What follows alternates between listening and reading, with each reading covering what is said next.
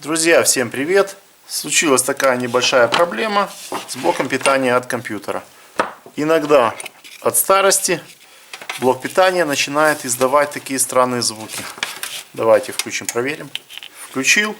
Слышим, как вентилятор закрутился. При выключении начинает гудеть. Бывает такая ситуация, что включаем, очень сильно гудит. Слышно, как он тарахтит. Вот, начал. Вентилятору приходит потихоньку конец. Выключаем. Попробуем продлить ему немножко жизнь. Разберем сейчас вентилятор. Посмотрим, что с ним. Попробуем смазать. Насколько это исправит ситуацию. Разбираем. Открываем. И внимательно смотрим, что мы имеем.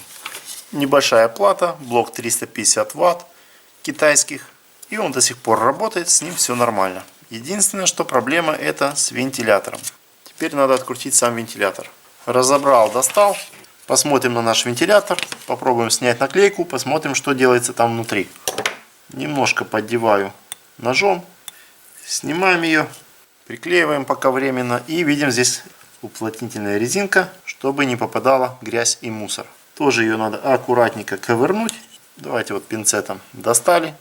Обычная резинка, заглушка. Теперь мы добрались внутрь вентилятора. Видим, как он здесь ходит и немножко заедает. Смотрим, что здесь мусора нигде нету, все в порядке. Необходимо это дело все смазать. Можно смазать силиконовой смазкой, можно автомобильным маслом. Сейчас все это дело раскручу. Включим, посмотрим, как он себя поведет. Соблюдаем технику безопасности, включаем. Вентилятор заработал. Крутится вроде хорошо, даже бесшумно. Перевернем немножко в разные стороны. Никаких шумов нету. Крутится тихонечко. Сейчас силикон там везде разойдется. Наклейку возвращаем на место. И обратно прикручиваю в блок питания. Прикрутил. Теперь подсоединяем питание. И проверяем с корпусом. Включаем. Очень тихо работает.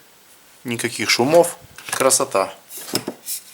Силикон обычной фирмы Лавр. Продается в автомагазинах. Используют в основном для смазки зимой уплотнительных резинок дверей. Выключаем. На этом все. Всем пока.